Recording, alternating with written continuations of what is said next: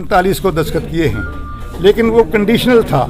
उसमें उन्होंने कहा था कि सिर्फ डिफेंस, फॉरेन अफेयर और कम्युनिकेशन के सिवा बाकी मामलों में स्टेट ऑटोनमस रहेगी। उसके बाद कॉन्स्टिट्यूशन ऑफ इंडिया, जिसके तहत जम्मू कश्मीर को इसका अंग करार दिया गया, उसमें 370 डाल करके इसको कुछ पावर्स दी गई। उसके बाद 35A अगर आ गया जो 54 में, उसके बाद जम्मू कश्मीर का कॉन्स्टिट्यूशन बना 56 में और 57 की 26 जनवरी को लागू हो गया।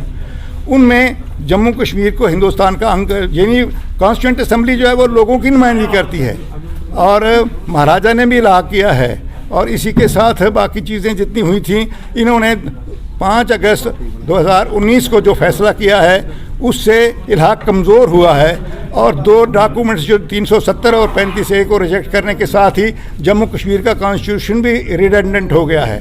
ऐसी हालत में अब सिर्फ महाराजा हरी सिंह का एक्सेशन है और वो तो 3 डिपार्टमेंट्स का है। इससे जो हिंदुस्तान के साथ रियासत के रिश्ते कमज़ोर हुए हैं, उसके लिए मोदी साहब को और अमित शाह साहब, होम मिनिस्टर साहब को सारी कौम से माफ़ी मांगनी चाहिए। जम्मू कश्मीर से माफ़ी मांगकर उस आर्डर को वापस लिया जाना चाहिए और यहाँ दोबारा इसको स्टेट का दर्जा बहाल करके और इसको पुराने तमाम जितनी प्रिविलेजेस हैं वो देने के बाद, फेडरल सिस्टम के अंदर जो हकूक़ मिले थे जम्मू कश्मीर को, वो देने के बाद यहाँ असम्बली के चुनाव करवा कर यहाँ नुमाइंदा गवर्नमेंट बनाई जाए। और ये स्टेट की यूनियन टेरिटरी कभी नहीं बनी है।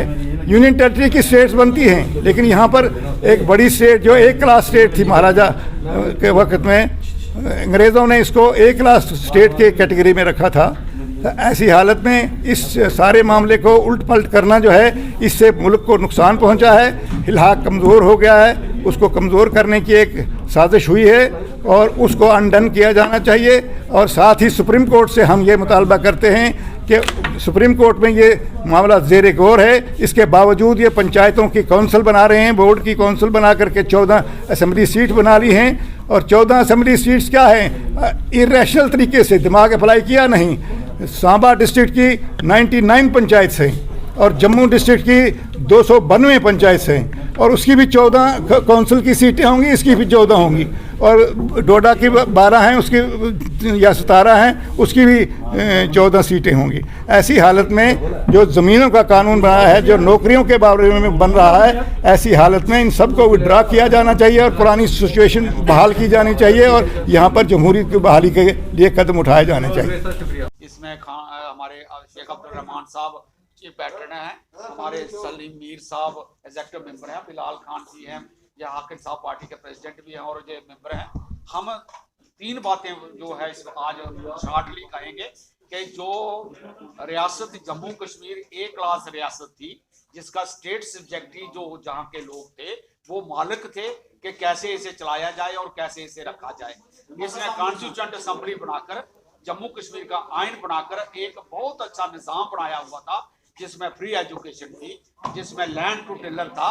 लेकिन 5 अगस्त 2019 के बाद हम पर ऐसा दौर गिरा है, 35 से उड़ाया गया, चाहे वो 370 को खत्म किया गया, चाहे वो लैंड रिफॉर्म का अब भेजा गया, चाहे वो नौकरियों का है, चाहे वो हमारा स्टेट सेक्टर डोमिसाइल कर दिया, फिर वो अब डोमिसाइल भी नहीं है। इसलिए ऐसा एक गैर यकीनीपन पैदा और एक डर जैसा डाल दिया गया कि आप तो जहाँ के है ही नहीं, आप अगर रहेंगे भी नहीं।